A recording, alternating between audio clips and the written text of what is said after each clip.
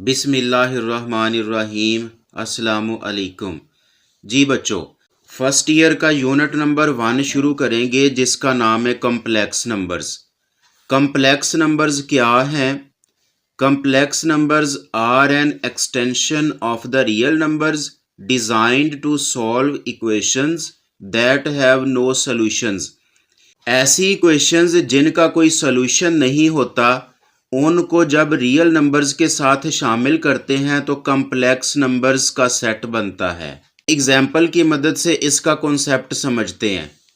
जी बच्चों, ये दो इक्वेशंस आपके सामने हैं। अब यहाँ पे x का स्क्वायर इक्वल 25 है, तो जब हम इसका स्क्वायर रूट लेंगे तो ये 25 का स्क्वायर रूट प्लस या माइनस का 5 आएगा।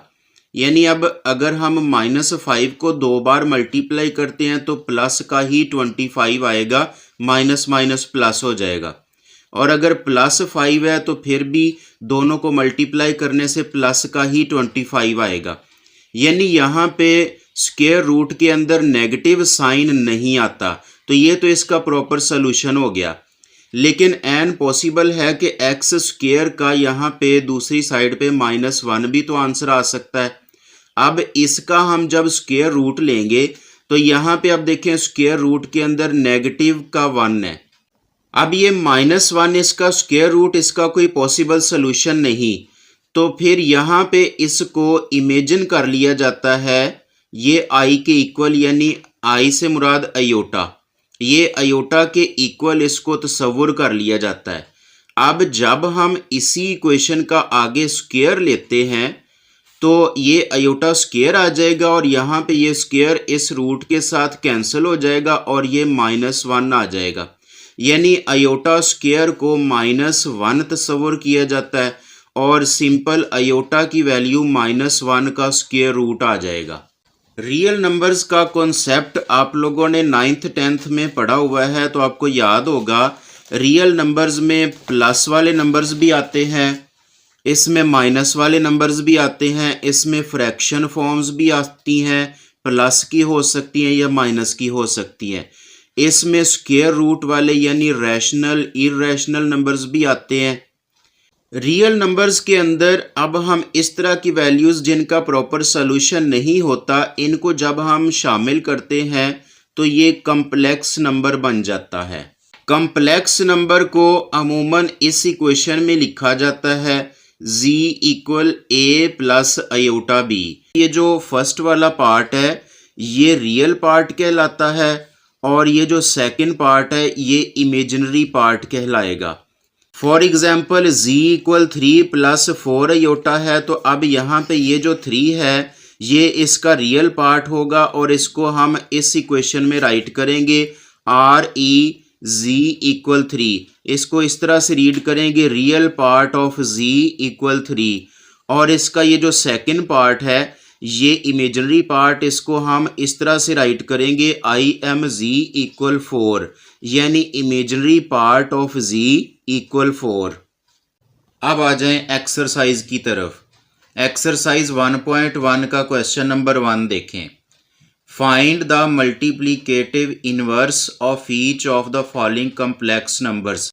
इस क्वेश्चन में टोटल 3 पार्ट्स हैं और इनके हमने मल्टीप्लिकेटिव इनवर्स फाइंड करने हैं।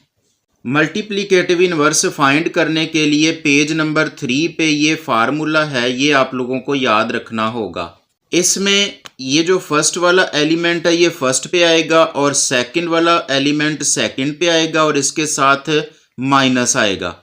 फ्रैक्शन के नीचे इन दोनों वैल्यूज़ का अलग-अलग स्क्वायर होगा, यानी a का स्क्वायर प्लस b का स्क्वायर, और यहाँ सेकंड फ्रैक्शन में भी इन दोनों का अलग-अलग स्क्वायर होगा और दरमियान में प्लस होगा। पार्ट नंबर 1 है, इसको हम z के इक्वल लेट कर लेंगे। अब इसमें ये जो फर्स्ट वैल्यू है ये a के इक्वल होगी और जो सेकंड वैल्यू है ये b के इक्वल लिख लेंगे। अब इसका मल्टीप्लिकेटिव इनवर्स हम इस फार्मूले की मदद से फाइंड करेंगे। अब यहाँ पे आप देखें जो ये वाली वैल्यूज़ हैं ये हम यहाँ पे पुट करते जाएंगे। a की वैल्यू -4 है और यहाँ पे देखें ये जो a का स्क्वायर और b का स्क्वायर यानी दोनों का स्क्वायर हमने यहाँ पे बना लेना है।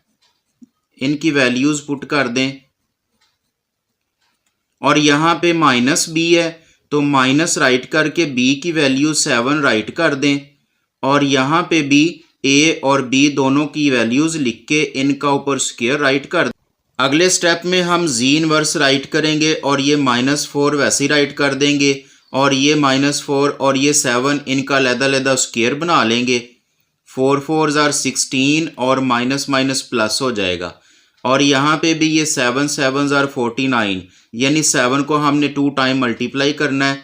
इसी तरह ये -7 वैसे ही राइट करेंगे और यहाँ पे भी इन दोनों का अलग-अलग स्क्वायर आ जाएगा 16 और प्लस 49।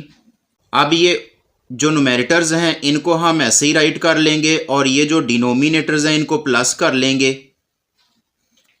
यहाँ पे भी -7 और इन दोनों को प्लस कर लेंगे, ये इसका मल्टीप्लिकेटिव इन्वर्स आ जाएगा। अब ये पार्ट नंबर सेकंड और थर्ड भी इसी तरीके से सॉल्व होगा। हम इस पार्ट नंबर सेकंड को भी हम जी के इक्वल लेट कर लेंगे और यहाँ पे ये ए की वैल्यू होगी और ये बी की वैल्यू होगी और यहाँ पे हम फार्मूला लगाएंगे और इसमें हम इन ये वैल्यूज़ पुट कर लेंगे। अब ये ए की वैल्यू है √2, फ्रैक्शन में ए की वैल्यू हमने राइट की √2 इसका स्क्वायर है प्लस बी की वैल्यू -√5 इसका स्क्वायर है और आगे ये माइनस और यहाँ पे ब्रैकेट में बी की वैल्यू पुट कर दें -√5 और फ्रैक्शन में ए की वैल्यू √2 है इसका स्क्वायर और प्लस बी की वैल्यू है -√5 इसका स्क्वायर और यहाँ पे ब्रैकेट्स राइट करें। अब अगले स्टेप में √2 हम वैसे ही राइट करेंगे और यहाँ पे ये स्क्वायर इस रूट से कैंसिल हो जाएगा और यहाँ पे 2 आ जाएगा प्लस ये भी स्क्वायर इस रूट से कैंसिल हो जाएगा और ये माइनस माइनस प्लस हो जाएगा तो यहाँ पे प्लस का 5 आ जाएगा और ये माइनस माइनस प्लस हो जाएंगे √5, ये 2 इस स्क्वायर रूट से कैंसिल हो जाएगा और यहाँ पे ये 2 रह जाएगा, यहाँ पे भी ये कैंसिल हो जाएगा और ये प्लस का 5 आ जाएगा, ये माइनस माइनस प्लस हो जाएगा।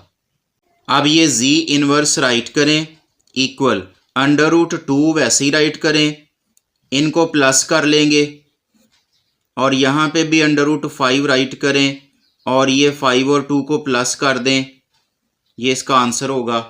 क्वेश्चन नंबर 1 का लास्ट पार्ट है 1 और 0, इसको भी हम जी के इक्वल लेट करेंगे। यहाँ पे ये 1 ए की वैल्यू और ये 0 बी की वैल्यू राइट कर दें और यहाँ पे भी ये फार्मूला मल्टीप्लिकेटिव इनवर्स का यहाँ पे अप्लाई करें। अब अगले स्टेप में हम इनकी वैल्यूज़ पुट कर लेंगे। ए की वैल्यू 1 है और यहाँ पे भी 1 का स्क्वायर आ जाएगा और ये बी की वैल्यू 0 है तो यहाँ पे 0 का स्क्वायर आ जाएगा और यहाँ पे -0 बी की वैल्यू, यहाँ पे भी ए की वैल्यू 1 आएगी और बी की वैल्यू 0 है इसका स्क्वायर। अगले स्टेप में जी इनवर्स राइट करें इक्वल 1 वैसे ही आ जाएगा और ये 1 का स्क्वायर 1 होता है और यहाँ पे ये 0 का स्क्वायर तो 0 ही आ जाएगा और ये माइनस का 0 तो 0 के साथ माइनस या प्लस कुछ भी नहीं होता तो यहाँ पे अकेला 0 लिख देंगे और ये 1 का स्क्वायर 1 और ये 0 का स्क्वायर 0 आ जाएगा। जी इनवर्स राइट किया इक्वल, अब ये 1 के नीचे 1 है तो यहाँ पे सिंपली 1 लिख दें और ये भी 0 है तो इस यहाँ पे भी 0 आ जाएगा और ये इसका मल्टीप्लिकेटिव इनवर्स आ जाएगा।